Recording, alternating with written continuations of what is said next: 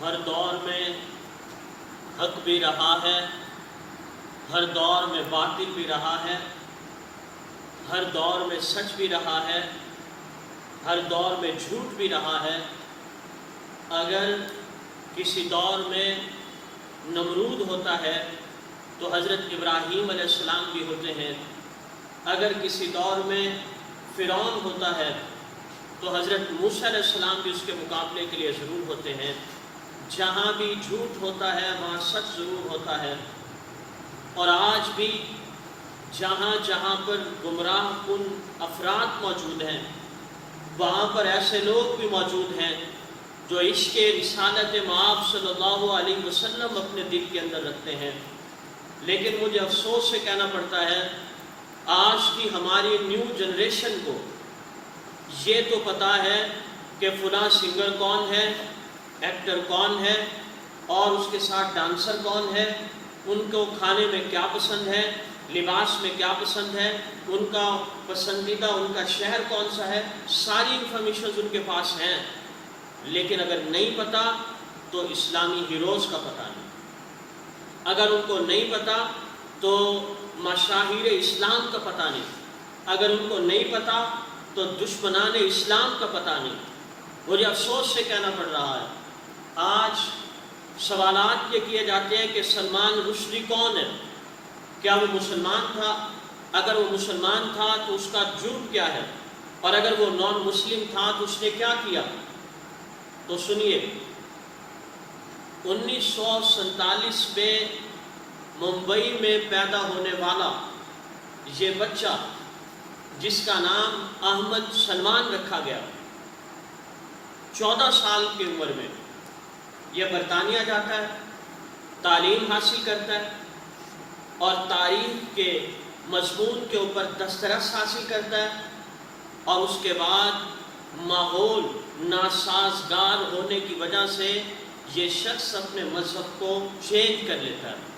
اور اسے برطانیہ کی نیشنلٹی بھی مل جاتی ہے۔ اب یہ شخص جب لکھتا ہے تو اس کے قلم میں روانی، اس کے قلم میں تسلسل اور اس کے قلم کے اندر ایسا دم ہے کہ لوگ ان کے ناول کو خریدنے کے لیے بے چین رہتے ہیں۔ اس نے ایک ناول لکھا، دوسرا ناول لکھا، تیسرا ناول لکھا، پھر اس نے چوتھا ناول لکھا۔ 1988 میں اس نے چوتھا ناول لکھا، اور یہ جو چوتھا ناول اس نے لکھا اس کا نام ہے دی سٹینک ورسز، شیطانی آیات، نعوذ باللہ من ذالک۔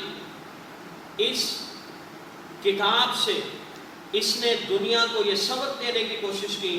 کہ نعوذ باللہ پیغمبر علیہ السلام پر جو آیات مبارکہ نازل ہوتی تھی شیطانی وساوس کا حصہ تھی۔ میں اس بات کی تفصیل میں نہیں جانا چاہتا، بہرحال اس نے شیطانی آیات کے عنوان سے یہ کتاب لکھی، اور جب یہ کتاب شائع ہوئی تو پوری دنیا کے اندر انتشار اور افتراق پھیلا، مسلمان سراپا احتجاج ہوئے کہ اس کتاب پر پابندی لگائی جائے۔ سب سے پہلے اس کتاب پر انڈیا نے پابندی لگائی، اور اس کے بعد مختلف مسلم کنٹریز نے بھی اس کے اوپر پابندی لگائی، اور ایران کے رہنما خمینی نے اس کے قتل کا فتویٰ جاری کیا، اور جو شخص اسے مارے گا، قتل کرے گا، اس کے لیے $30 لاکھ کا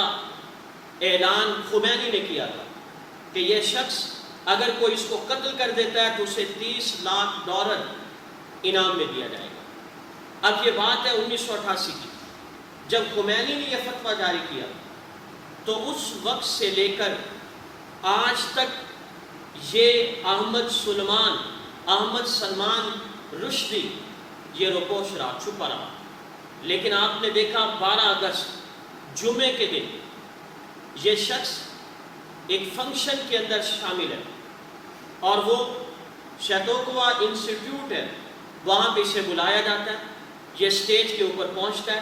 ڈائس پہ جانے کے قریب ہے کہ اتنے میں ایک عشق محبت سے لبریز شخص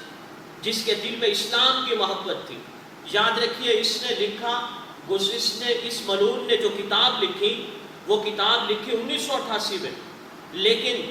یہ محبت رسول دل میں رکھنے والا شخص جس کا نام ہادی مارٹر بتایا جا رہا ہے، یہ ان 34 سالوں میں درد دل رکھنے والا شخص، پوری امت مسلمہ کی ترجمانی کرنے والا شخص، یہ اس انتظار میں رہا کہ مجھے کوئی چانس ملے، مجھے کوئی موقع ملے اور میں اس شخص کا وجود، ناپاک وجود سے اس زمین کو پاک کروں۔ یہ شخص آگے بڑھتا ہے اور یہ ہادی مارٹر اسے ایک مکہ رسید کرتا ہے، خنجر چاقو سے حملہ کرتا ہے، اور پھر آرمی، پھر پولیس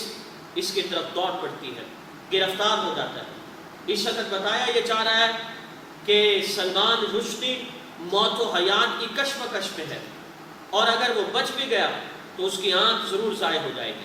اور وہ ڈیمیج ضرور ہو جائے گا۔ لیکن مجھے افسوس کے ساتھ یہ کہنا پڑ رہا ہے کہ اسلام کا وہ ہیرو، اسلام کا مرد مجاہد، اسلام کا وہ شیر، اسلام اور پیغمبر علیہ الصلوۃ والسلام کی محبت سے لبریز سینہ رکھنے والا شخص سینہ تان کے وہاں پہ موجود ہے، ڈرتا کوئی نہیں۔ اب سوال میرا آپ سے یہ ہے کہ آج سے پہلے ممتاز قادری عشق رسول، محبت رسول سے آگے بڑھا اور اس نے گستاخ رسول کو اس کے المناک انجام تک پہنچایا، لیکن مسلمانوں نے اس کے لیے کیا کیا؟ اسی طرح عامر عبد الرحمن چیمہ، اس نے ملعون خاکہ بنانے والا شخص، اسے جہنم رسید کیا، لیکن میرا سوال ہے کہ مسلم امت نے اس کے لیے کیا کیا؟ اور آج بھی مسلم امت سوائے فیس بک پہ سراپا احتجاج ہونے کے، ٹویٹر پہ ٹویٹ کرنے کے اور